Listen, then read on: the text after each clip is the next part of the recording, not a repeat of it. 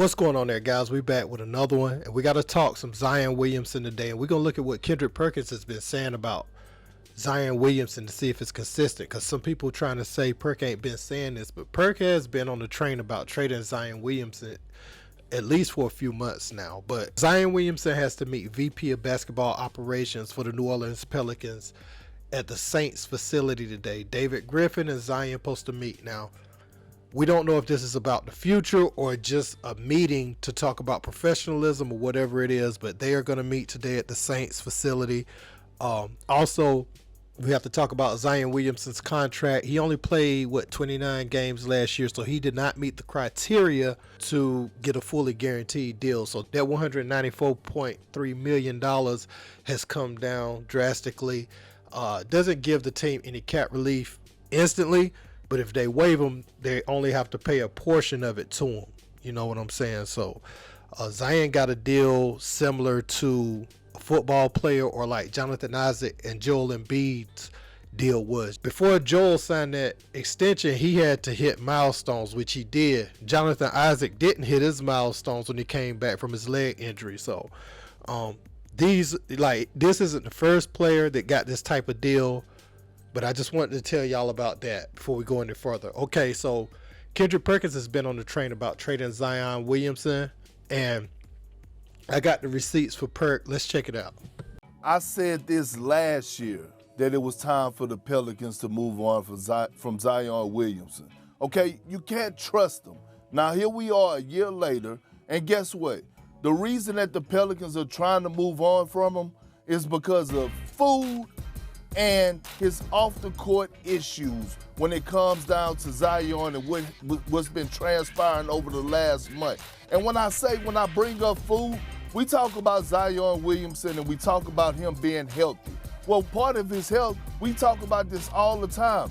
It's his diet. When is he going to get in shape? Sometimes he comes into training camp, he is in shape. And guess what? He's not able to sustain that. So what is he doing when he leaves the practice facility? And it's no coincidence that all of a sudden we get to this point and all of a sudden we're hearing about the Pelicans possibly are wanting to move on from Zion.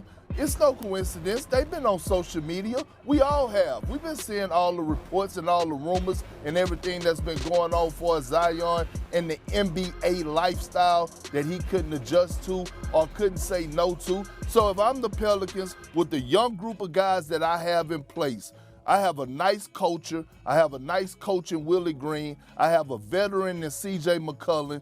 I would not jeopardize that for Zion Williamson. And I know he's a generational talent, but he's a generational talent that we can't trust. You know what's so funny? Because I would trade him. I would actually trade Zion. To who? I would find somebody. I would find someone and trade him because, again, you just asked the question about basically, can you trust him to be your franchise guy?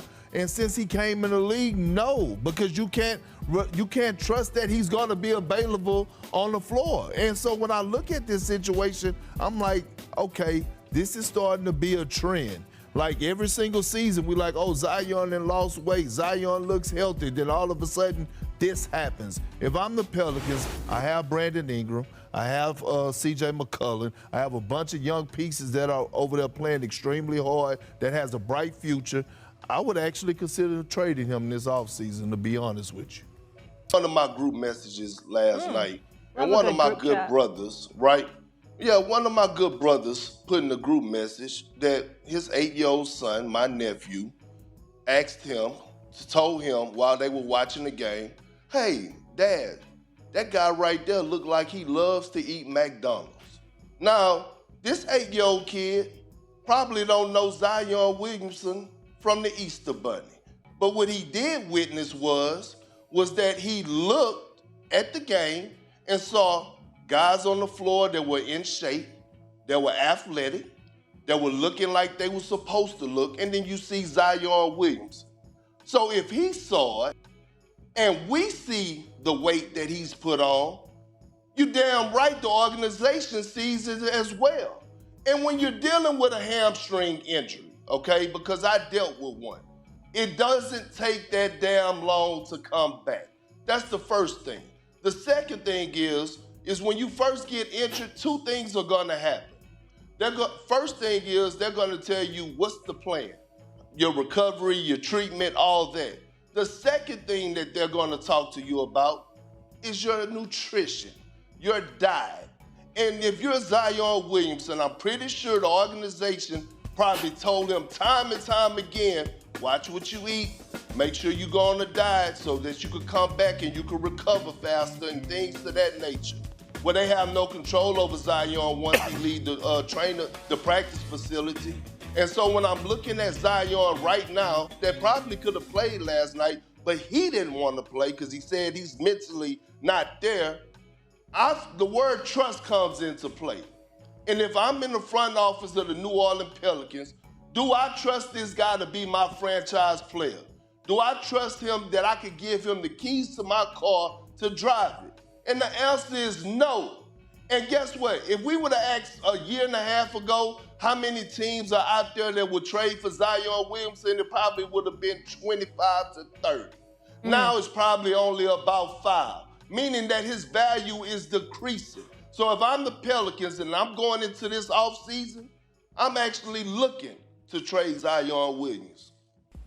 So before all of these new reports hit the surface, Kendrick Perkins was on board saying this just due to the fact that he was always injured. So with this type of messiness around his name and just the fact that he's not a professional, like his professionalism is being questioned on a whole nother level, not just his weight, but his lifestyle in general. Everything is just as bad as his eating habits is what it looks like. And we saw a report the other day that his team would prefer a trade to another destination. But I think he's missing the point that he may not be in a position to demand anything. I've seen a few Knicks fans saying they want to give it a try just because Julius Randle plays such an ugly game. But I feel like, one thing Julius Randle is available, whether it's for better or for worse on a given night. He contributes enough to help the team get to the playoffs. Zion Williamson might come there and play 9 games in a season, and that'll get old really fast. By the second time that happens, you'll be calling for his head. But I guess one of the enticing things about Zion now, I don't know exactly when they can waive him or when a team would be allowed to waive him, especially since his deal isn't fully guaranteed. But that may be intriguing to a team that want to see what he has and know that they can waive him before the contract is up. And then they won't have any financial obligations to him past that point.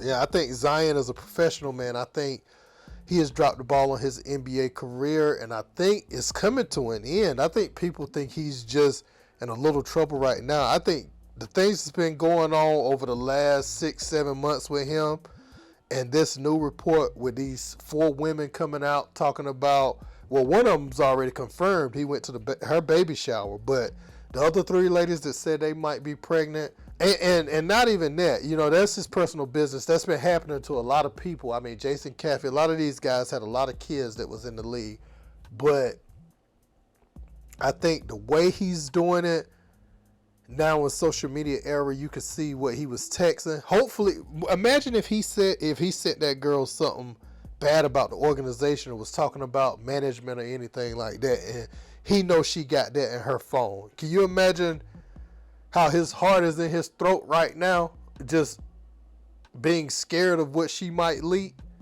Like, if he sent it, like, she probably still taking it easy, hoping that she could get him back. That's probably why he was still texting her after the fact. That would be the only thing that would make sense to him still replying, unless he's just the dumbest man on the planet.